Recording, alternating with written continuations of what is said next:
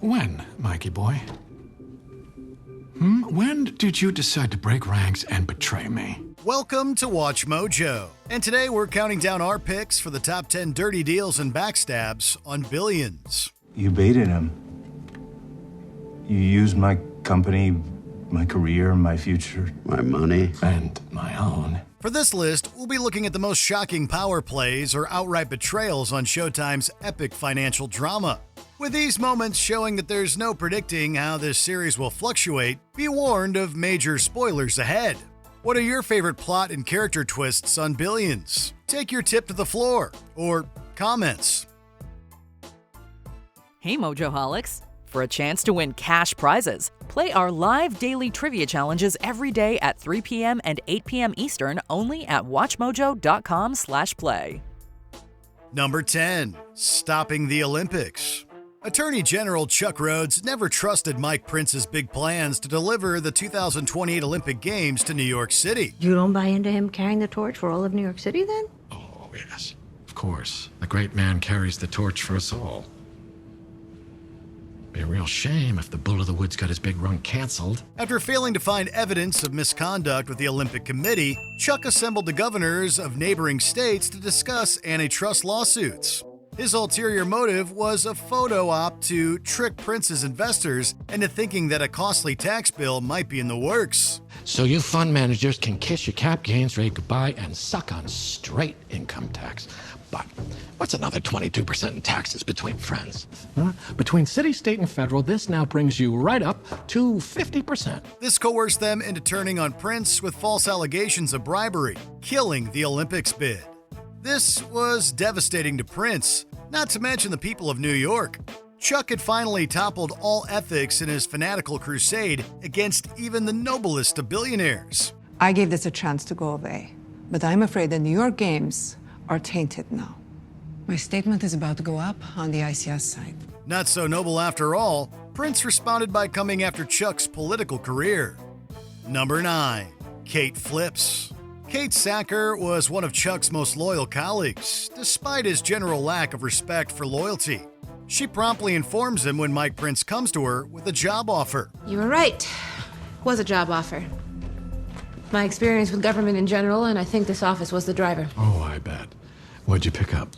They are going to vivify and beautify this fair city. Chuck not only orders her to string Prince along, but deploys Ira Shermer as her alternative and his potential mole in Prince Capital.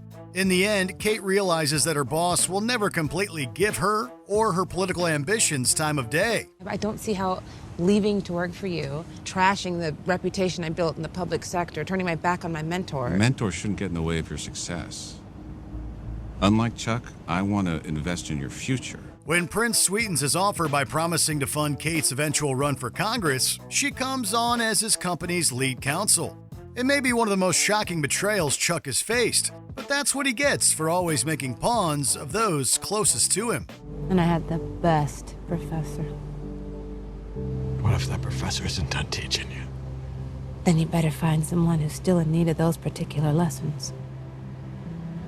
Because this student has already left the campus. Number 8. Outbound Roads. Chuck Rhoades' first major blow to Bobby Axelrod came with a major blowback. After seeking out BDSM relations elsewhere and behind Wendy's back, Chuck sneaks onto his wife's laptop to read her Axe Capital session notes. Evidence of bribery finally allows him to escalate his investigation. Wendy eventually learns the truth and kicks Chuck out of the house, but not without recording his confession to illegal evidence gathering. I don't believe that, not anymore. Not after you broke into my computer, opened my files, read my session notes. You stole the evidence you needed. I had no choice. Chuck's betrayal of his marriage and ethics only set his crusade back. Wendy pulls the ultimate power move when she promptly quits Axe Cap after revealing the recording, receiving $5 million, and then deleting the recording. As Season 1 closes with Axe and Chuck's iconic confrontation, it's clear that nothing is off limits in their war. You know the only enemy more dangerous than a man with unlimited resources is one with nothing to lose. And that is what you are looking at. Number 7. Never give back the money. Investing in the children of colleagues who died on 9/11 was Bobby Axelrod's first ruse of honor. That falls apart with the arrival of John Rice, the son of Axe's mentor and the manager of John Rice Capital. Now I know you're positive on the quarter, so what's up? Yeah, returns are solid, so I wanted to come by and say thank you for backing me, putting me through B school. Well, of course. Your dad, rest in peace, he would have done it. He repays his own mentor's initial investment, but the scandalized Axe suspects that John is just distancing himself. What appears to be a friendly fishing trip is just a way to get John off the radar, so he can't defend himself against any defamatory article and Axe Cap poaching his clients. You ruined my business. My name. Axe was so offended by John cashing him out that he destroyed a businessman he helped build. All Axe has to say for himself is, never give back the money, kid. Number 6. Sandicott. Desperate for good PR, Bobby Axelrod purchases all debt in the distressed town of Sandicott. Naturally, he's mostly interested in investing in casino plans. And I also know what you stand to lose if the town defaults on the bonds. You can't afford to wait. You need that casino open, ready for business as soon as goddamn possible. But when the gaming license is pulled after a single $5 million land purchase, Sandicott finds itself in even deeper debt. Axe eventually learns that Charles Rhoades Sr., as a favor to his son, called in his own favor to the powerful Blackjack Foley. You must be talking about Sandicott. I am. And I'm asking, does it have to go there? Well, nothing has to go anywhere. He then publicly condemns Chuck for destroying a whole town just to get to him. Chuck didn't sanction his father's scheme, but he heavy-heartedly takes the win. I don't know if it was part of your plan or a happy accident, but Axelrod has decimated the part of the state where I pull weakest. He's showing you his neck. He has. Axe Cap manipulating Sandicott may be on brand, but the Rhoades' even dirtier dealings enlighten Axe and Chuck with just how amoral their rivalry has to be. Number 5. Smoke and Mirrors. With the prospect of federal marijuana legalization, Bobby Axelrod and Mike Prince have a new market to compete over. Prince has made the same determination. We gotta vault over him. Axe, seems we have news. Tell me more about this company Prince is targeting. Called FYC, Fine Young Cannabis. Chuck Rhoades also has a new angle. To make matters more complicated, the vindictive Taylor Mason convinces Axe's old enemy, Lawrence Boyd, to join the feud over Fine Young Cannabis. Axe Bank ultimately lands the account, but the battle dragged on so long that they didn't have time to scrutinize the deal. I can't go through the whole due diligence process again. Prince spent the last few weeks digging through my entire business, and I need to be done. Just cross out Prince's name in the deal and put mine in, and I will use his due diligence as my own and sign. It turns out that some of FYC's inventory was purchased through the black market. This makes Axe Bank liable for money laundering. Chuck, Prince, and Taylor knew this from the beginning and put aside their differences to conspire against their mutual enemy. I was never really in your ranks, never in lockstep. We just had a similar problem for a while. Uh-huh. Now, you're my problem. And you know what I do to problems. Axe has finally run out of plays. Number 4, Launching Mase Cap. Axe Capital needs a win at a City Field Capital event. Today's the day. How much is on the table? By the close of the event, $30 billion will be earmarked, invested, captured. If we don't walk out of here with at least a third of the available I teed capital, this whole thing up so that you will. The boss believes Taylor Mason can land an investment from Spartan Knives, not realizing just how disillusioned his protege has become with the company.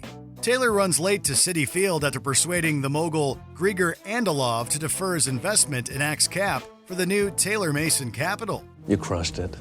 I'm glad I brokered this meeting. I have to talk to him, but I imagine money will be flowing shortly. They later negotiate more than half of the $6 billion promised by Spartan Knives. The next day, Axe learns he's out of fortune, and that his star risk manager is now a competitor. Taylor's making a move. They've played the Elmsley count on us.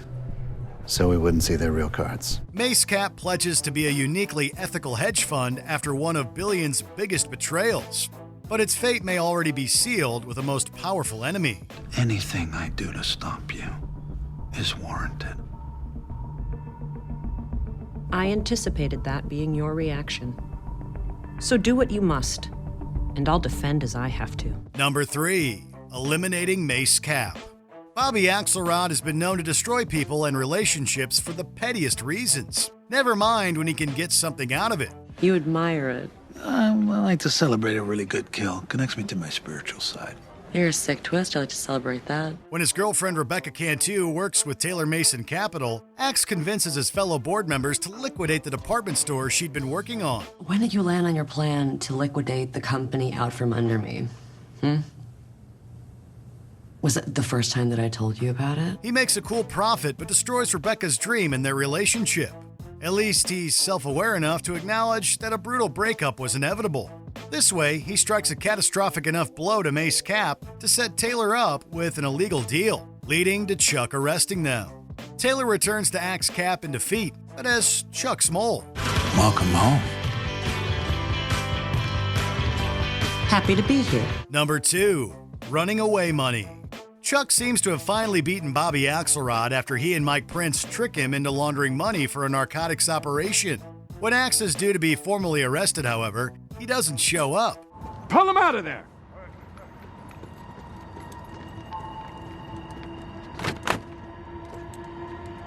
It's revealed that Prince had approached him with an offer to take over Axe Bank for the price of $2 billion.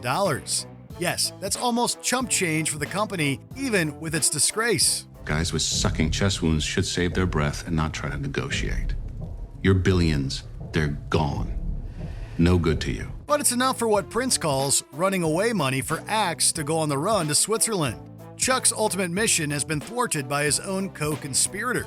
Michael Prince Capital has become his new white whale. Another problem for Axe to eliminate when he returns in the final season. I do what I did to the last guy who sat in that chair. I get rid of him. No, I got rid of the guy in the chair. Before we continue, be sure to subscribe to our channel and ring the bell to get notified about our latest videos. You have the option to be notified for occasional videos or all of them. If you're on your phone, make sure you go into your settings and switch on notifications. Number 1, the Ice Juice Conspiracies. The Rhoadeses make a wise investment in Ice Juice, a beverage company founded by Chuck's closest friend, Ira Shermer. Congratulations. Absolutely to that. I'm very happy for you both that this venture's off to such an auspicious start, but I do advise caution. When word of its impending IPO launch illegally reaches Axe, he has revenge in sight. He shorts the stock and circulates a bacteria that Confederates dose their ice juice with, making everyone sick. The company is dead on arrival. Chuck also takes a big financial hit, but it was all according to plan. You will make a call to Bobby Axelrod and tell him that you need to see him, that it's urgent. And then when he shows up, you'll tell him the truth. What's on your mind? That my father, Charles Rhoades Sr., has taken a massive position in a new IPO. He, in fact, orchestrated the leak to Axe and commissioned feds to tail him. The ensuing investigation finally gets Axe in legal hot water. Still, it took Chuck betraying his friend and father. The hatchet was eventually buried, but the Ice Juice Conspiracies established the complete moral downfall of both Axe and Chuck. I might go down behind all of this, but one thing is for sure. You are gonna be right there next to me. Did you enjoy this video? Check out these other clips from WatchMojo, and be sure to subscribe and ring the bell to be notified about our latest videos.